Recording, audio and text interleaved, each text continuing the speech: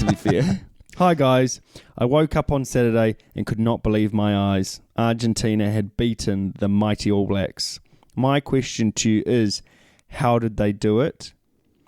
And is this the end of the All Black rugby dominance? And that is from Seb Parker in the UK. Can I just get out, is this the end of New Zealand's dominance? I think that ended last year, maybe the year before. We're still the benchmark. We're still a good team. We are still the benchmark in world rugby. I disagree.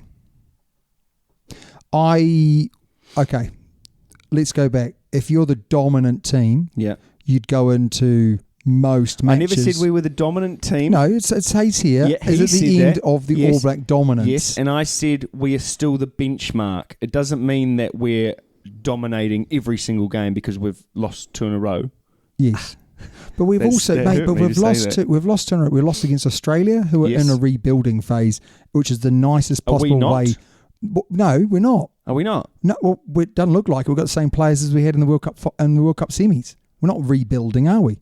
Well, no, I guess. Well, we are. Well, no, we should be. We should but be. We're not. Yeah. But we're sending people that potentially could be in that team home, aren't we? That could be. Yeah. That could be rebuilding with them. Yeah. Yes. Okay. But have we lost our dominance? I think we lost our dominance, and the reason why I say that is because we used to have a bit of a fear factor.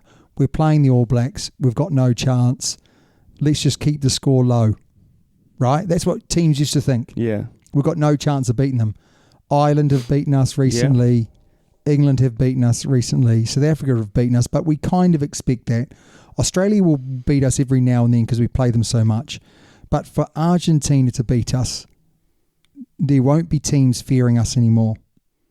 The people will be thinking, if Argentina can do it, so can we. And up until now, possibly that hasn't quite happened. You know, Ireland beating us gave people a little bit of hope, like your Welsh and your Scots and things like that.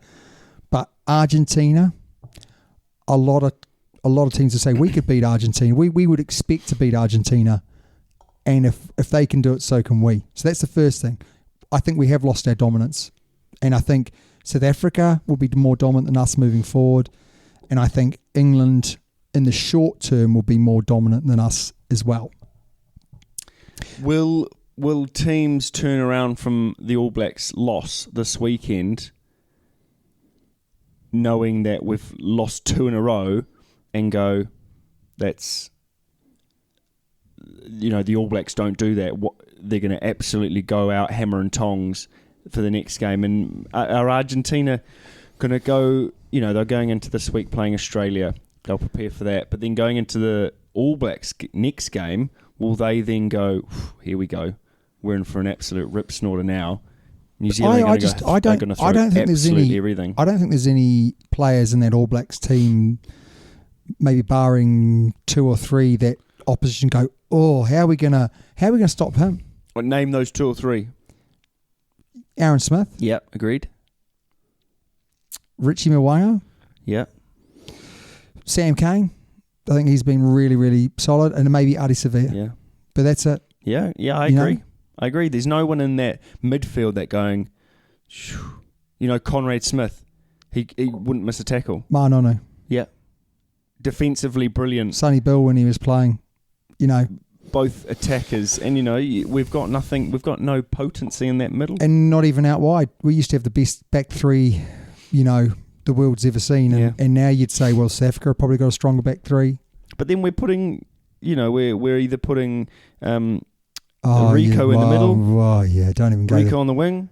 We should try him in at prop maybe. Might do a good job there. Mate, he's a centre, isn't he? But anyway, so we lost their dominance. Yep. But how did Argentina win? There's a couple of things. To beat the All Blacks, you need good players. And their players stood up against the ABs in every position. Like you say, no fear. No fear, and no one let the team down. I looked at the player rankings, and every single player in the Argentinian side got rated 7 or more. 9 out of 10. Yep, for Matera. And I'd go 10 out of 10. I'd go 10 out of 10 too. In the All Blacks, not one player gained a total of more than 6. 6 being the highest ranking, which was Sam Cane. Most players were at 3s and 4s, Tobes.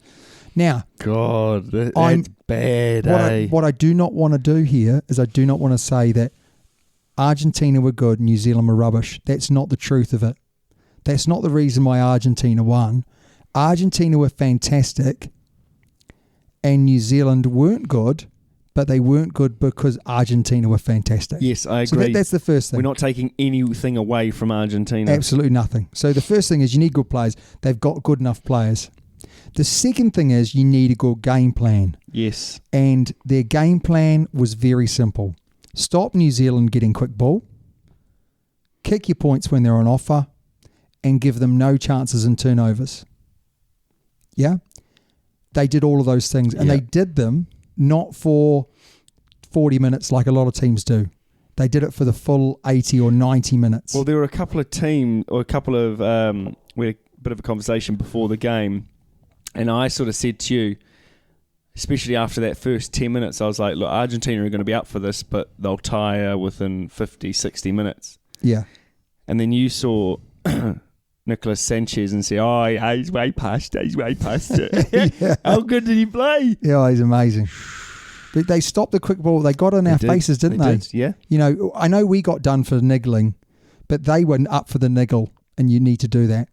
Sanchez kicked pretty much every goal barring one, scored a try as well, and they didn't miss a tackle for 75 minutes. Now, you know, it's unbelievable. They got up. And then the next thing is to beat the All Blacks, you need to press them real hard in defence. And they did. And they did that all game. It looked easy, though. Well, do you know what I did for fun? This is how unfun my life is right now. I actually watched back New Zealand's semi-final against England for the first time. New Zealand played better in that game than they did, as in they had more opportunities against England than they did against Argentina, because Argentina stuck to their game plan. Yeah. And every single player bought into their game plan. They didn't overpass the ball. They didn't throw offloads. They just kept it real simple. They were very direct in attack. They wore New Zealand down, and they actually said, you know what, we're going to hack you off. We're going to put you under pressure. You're going to give us penalties. We're going to kick them. That's how we're going to win the game. Simple. Australia pretty much did the same thing in the first game, but lost their rag just at the end. You think back, England did the same thing to us in that semi-final, and Ireland frustrated us in the game in Chicago. If you want to beat New Zealand, play like Argentina, because it's pretty simple. You've got to win the physical game, Tobes. God, you're talking. It's because you've made loads of notes down here, right? You've got to win the physical game. And did they win the physical game? Yeah, of course they did. They had some absolute monsters, didn't they? Ridiculous. Absolutely ridiculous. I mean, how much bigger were they than the New Zealand team? They made Sam Cane, who's not a small fellow, look small. Yeah, look real small. Yeah, Artie Sevilla looked like tiny. A back. Yes, but Artie Sevilla, I don't think is that big. Is he? No, true. You know, he's a small 8. Did Hoskins Sotutu play better than him? I thought Hoskins Sotutu offered more than Artie Sevilla. If Hoskins Sotutu hadn't passed that ball into touch, I reckon it would have been a different game. Do you reckon that they may have crumbled under the pressure right at the end? Potentially, yeah. Yeah. But we'll never know. We'll never know. We'll never know. Now, the other thing that the Argentinians did very, very well on the weekend was set piece. They dominated the scrum and they won all of their own ball in the lineouts, and they nicked a couple of New Zealand's as well. So all of these things are easy to say, hard to do, but the truth of the matter is New Zealand can't unlock an organised defence because their attacking lines are very basic. Very basic. I think New Zealand had the wrong players playing in poor positions with a poor game plan. What was New Zealand's game plan on the weekend? Fling and wing it. No idea. No, wouldn't have a clue. What was Argentina's game plan on the weekend. Well, to get in our face. Yeah. To kick. Their kicking was excellent. They competed for the ball in the air better than us. The contact area and the breakdown. Yep. They controlled that breakdown perfectly. And scoreboard pressure as well. Yeah. They just kept on knocking over their kicks.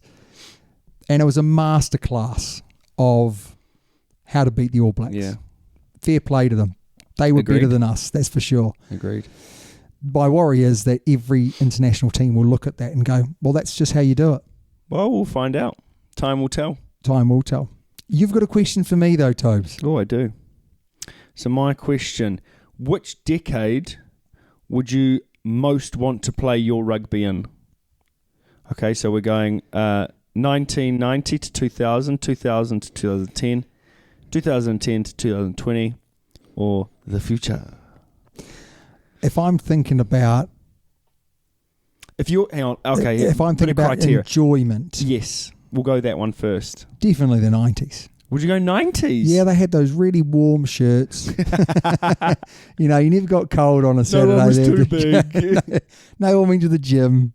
It was an amateur game. You played in front of big crowds. You played in front of like 80,000 people because they were standing. Yeah. Standing crowds. There was beer on the terraces. Sitting on the sideline. You went for a beer after the game. Yeah. There was all the niceties about the 90s. Yeah. Then you move into the 2000s and it started to get a little bit more serious. Yeah. And there wasn't that much money around. So 90s was an amateur game in reality. And so therefore you played for the love of it. But yeah.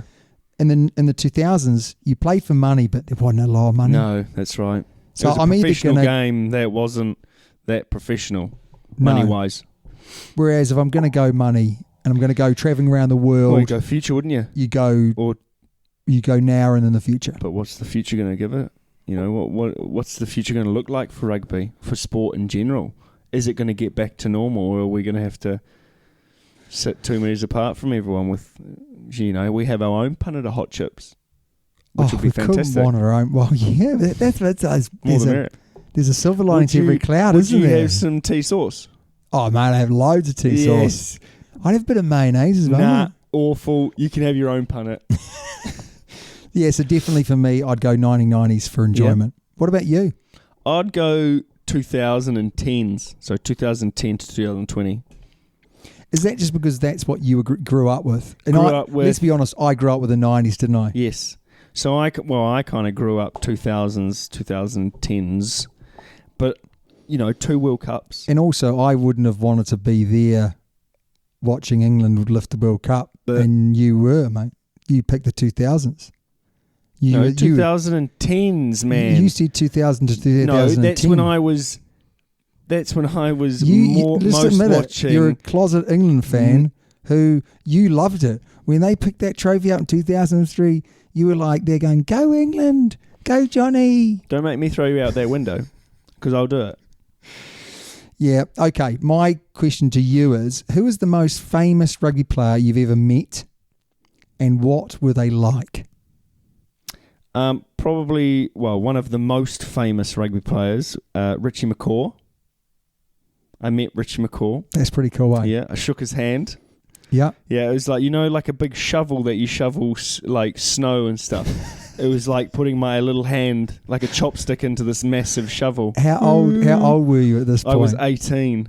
That is very cool, isn't it? Was I 18? It was 2011 World Cup. Yeah. Down in Wellington, there was it was like the senior leadership of the All Blacks, the squad. So there was Matanonu. There was. Did you just see them out and about? Yeah, they were going for dinner. They'd just come from dinner. We were walking along the harbour. Conrad Smith. There was Daniel Carter. Or was there Daniel? I think he might have been injured actually at that point. Yeah, so it was a handshake and a sort of g'day, and then I think there were quite a few people who had seen you and run towards you. Yes. And then they happened to also... And then they started kissing my hand and, oh, my God, you touched him. Oh, you're so beautiful. And so quite a few people had sort of swarmed, so he buggered off with everyone. I'm not sure whether I'd like that. So him? Being Richie McCaw in New Zealand. That must be pretty tough. I've seen quite a good video of a guy in a petrol station who saw Rich McCaw and he was loving it so much, and Richie was like, "Oh my God, really? You're the 100th person today that's done this to me." But well, yeah, that's he does seem like a good bloke. I have actually met him. I played against him.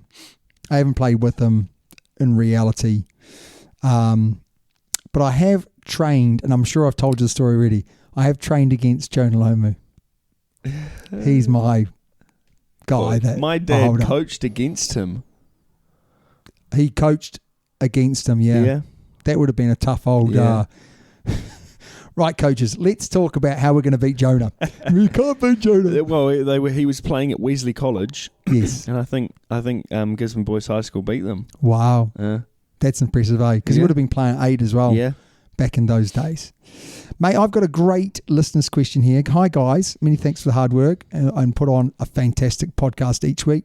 I loved your comment last week that you felt the French were looking great for the Rugby World Cup 2023, and that after watching a few rounds of Super Rugby Unlocked, South Africa are still a force to be reckoned with. My question to you is, if the Rugby World Cup was held tomorrow, who would you feel would win it? Thanks again for a Bobby Dazzler of a podcast, Ben Page, Newbury, UK. I love how he used Bobby Dazzler. Loved it. What a guy. You should patent that. Copyright. So you've France and England. We've both kind of agreed on that, haven't we? Yeah. You've crossed out New Zealand. Now, I've sort of said you can never count out New Zealand. They're always there or thereabouts. The funny thing is I did that before they played on the weekend. Right. So I crossed them out before they played on the weekend. Okay. I just think that France and England, South Africa are ahead of us at the moment. And even though South Africa hasn't actually played any internationals, they'd have 6 weeks to build into the competition. I just don't think you can count us out. No, I agree. If Argentina played the way that they did on the weekend, they would be in with a sniff. But they won't. No, they'll be too inconsistent, and that's why I still think we'll win the Tri Nations. Okay, I do agree with you that I think that Argentina to get up to play the All Blacks after 13 months of no rugby is one thing. Yeah, but to do it again against Australia is going to be really hard. And then again. Yes. And it's a different comp. Teams can pull it out of anywhere. I know there's group stages and so on and so forth. You've got to get to that quarter, semi. Okay, so who do you think would win if it was played tomorrow? If the final was played tomorrow, I think New Zealand would have half a chance if it was played tomorrow. I know that sounds ridiculous because I've just said we can't win. But you'd have to discount South Africa because they haven't played at all. No. I'm going to say it would probably be out of France and England. Nah, France and New Zealand. If it was played tomorrow. France and New Zealand. Okay. Who would win, France or New Zealand? It'd be a draw. I'm going to say if it started tomorrow, South Africa could win it, but I still think France, probably a couple of years too early for them. You can never count out Ireland either. They're going okay, aren't they? I mean, they lost to France, but then we're picking France to win it. Yeah. They'll be there or thereabouts. So you think it's going to be a draw in the final, New Zealand v France? Yeah. I'm going to say England won't get out of the group stages again. South Africa would win it. If it was started tomorrow and they'd have 5 weeks to train, then they'd have the warm-up games, then they would hit that final running again. No question for me. No questions. You have no faith. You're not a Kiwi. We're over to the